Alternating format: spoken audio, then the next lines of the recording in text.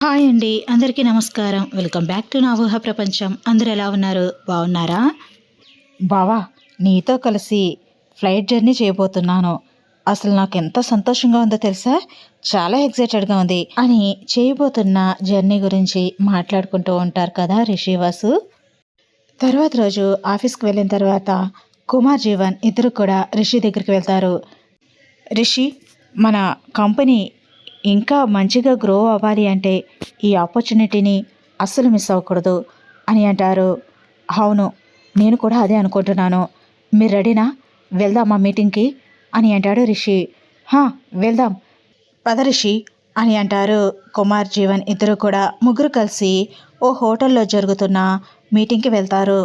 ఓ 7 star హోటల్లో చాలా rich లుక్తో విశాలంగా ఉన్న ఓ హాల్లో అందరూ కూడా కూర్చుని ఉంటారు. వాళ్ళందరినీ చూశాక, రే, ఏంట్రా ఇన్ని కంపెనీస్ వచ్చాయి ఈ ప్రాజెక్ట్ని దక్కించుకోవడానికి, మనకు వస్తుందంటావా? ఇక్కడికి వచ్చే వరకు నమ్మకంగా అనిపించింది, కానీ వీళ్ళందరినీ చూసిన తర్వాత నమ్మకం కోల్పోతుంది.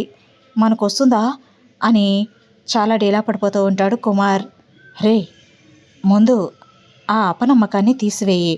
మన మీద మనకి కాన్ఫిడెంట్ ఉండాలి. నువ్వేమీ ఇలాంటి ఆలోచనలు పెట్టుకోకు. మన తరపు నుండి మన ప్రయత్నం మనం చేద్దాం అని అంటాడు రిషి. సరేరా అని ఫైల్ చూస్తూ ఉంటాడు కుమార్. సుమారుగా 100 కోట్ల ప్రాజెక్ట్ కావడంతో చాలా కంపెనీస్ పార్టిసిపేట్ చేయడానికి వస్తాయి. రిషి, వీళ్ళందరినీ చూశాక నాకు ఒకటి అర్థమవుతుంది. మనం చాలా డిఫరెంట్గా యూనిక్గా ట్రై చేయాలి అనిపిస్తుంది అని అంటాడు జీవన్. అవునరా, మన కాన్సెప్ట్ చాలా యూనిక్గా అనిపించాలి అని అంటాడు రిషి.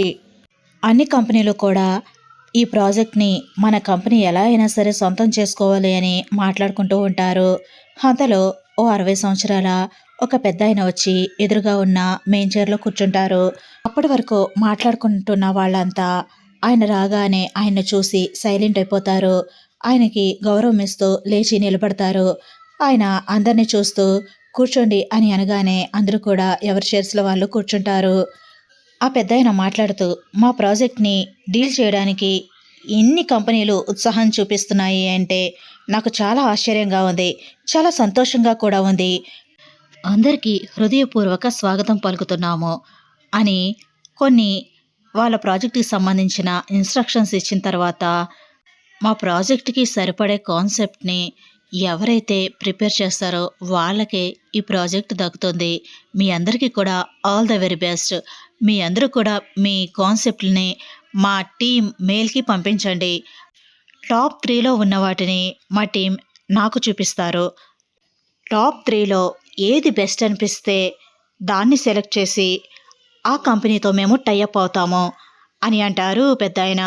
అందరూ కూడా క్లాప్స్ కొడతారు. అందరూ కూడా చాలా కాన్ఫిడెంట్గా ఈ ప్రాజెక్ట్ని ఎలా అయినా సొంతం చేసుకోవాలి అనే ఉద్దేశంతో ఉంటారు. ఆఫీస్లో లేడీస్ అంతా ఓ చోట చేరి ముచ్చట్లు పెడతారు. గ్యాంగ్ లీడర్గా వసు అందరినీ కూడా ఆట పట్టిస్తూ సరదాగా కబుర్లు చెబుతూ ఉంటుంది.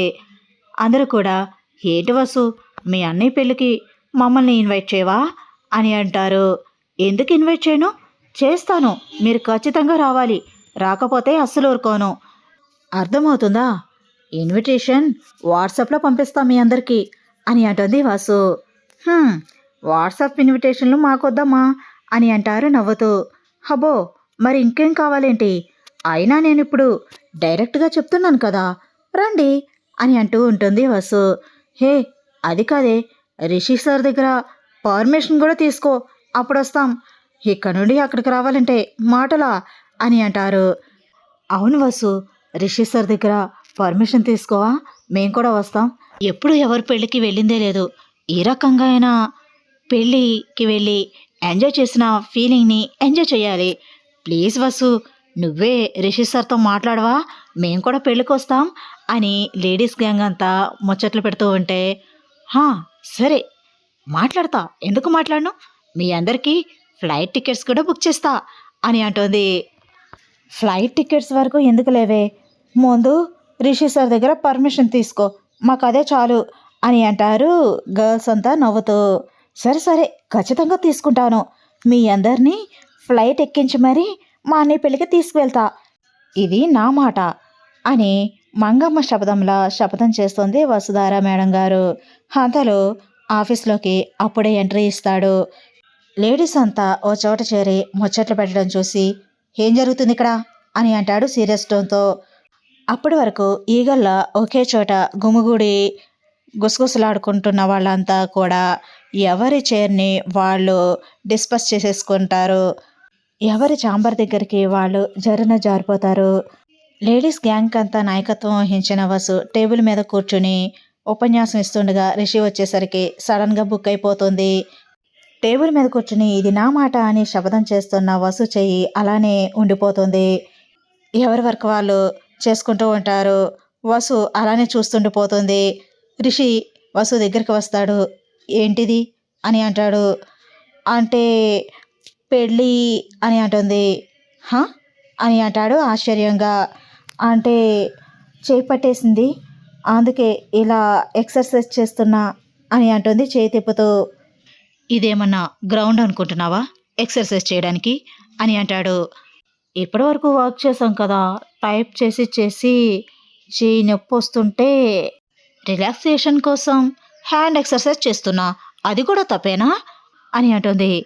సరే తప్పు కాదులే కానీ ఈ టేబుల్ ఎక్కడాలేంటి అని అంటాడు. అంటే అని ఏం చెప్పాలో అర్థం కాక అలానే చూస్తూ ఉంటుంది. చెప్పు, ఏం చెప్తావో చూస్తా అని అంటాడు. అంటే ఎక్కితే దిగగలనా లేదా అని ఎక్కాను అని అంటుంది. ఎవరు సహాయం లేకుండా నువ్వే ఎక్కావా అని అంటాడు. అని అంటుంది. మరి దిగు అని అంటాడు. అంటే దిగలేకపోతున్నాను బావా అని అంటుంది. అవునా, సరే అయితే అక్కడే ఉండు అని రిషి తన క్యాబిన్కి వెళ్ళిపోతూ ఉంటాడు. కోపిష్టి బావా, దించొచ్చు కదా అని అలానే చూస్తూ ఉంటుంది వెళ్ళిపోతున్న రిషిని. రిషి తన క్యాబిన్ దగ్గరికి వెళ్ళి వెనక్కి తిరిగి చూస్తాడు. వసు అలానే చూస్తూ ఉండడం చూసి అందరూ ఏం చేస్తున్నారా అని చూస్తాడు. అందరూ కూడా బిజీగా వర్క్ చేసుకుంటూ ఉంటారు. వెనక్కి వచ్చి వెంటనే వసుని ఒక్క ఉదుటిన కిందకి దించి వెళ్ళిపోతాడు. అంతా కూడా ఫ్రాక్షన్ ఆఫ్ సెకండ్స్లోనే జరిగిపోతుంది. రిషి తన క్యాబిన్ లోపలికి వెళ్ళిపోతాడు. వసు అర్థం కాక అలానే చూస్తూ ఉంటుంది తన చైర్ దగ్గర నిలబడి. అందరూ ఒకసారిగా తలపైకెత్తి వసుని చూసి, వసు ఆ టేబుల్ పై నుంచి నువ్వే దిగావు ఇప్పుడు అని అడుగుతారు. ఏం చెప్పాలో అర్థం కాక హా అని అంటుంది. కానీ ఏదో జరిగినట్టు అనిపించింది అని అంటారు. ఏం జరిగింది అని అంటుంది. అదే అర్థం కావట్లేదు, కానీ ఏదో జరిగినట్టు మాత్రం అనిపించింది అని అంటారు.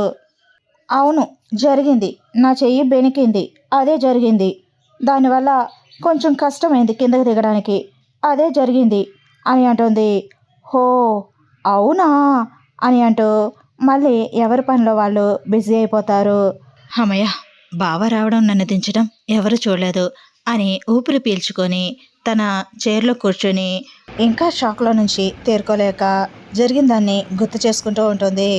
సడన్గా మెరుపు వేగంతో రిషి వచ్చి వసు చేతులని తన భుజాలపైన పెట్టి తన 2 చేతులతో వసు నడుమును పట్టుకొని కిందికి దించుతూ ఉంటే వసు భయంతో రిషిని గట్టిగా పట్టుకుంటుంది.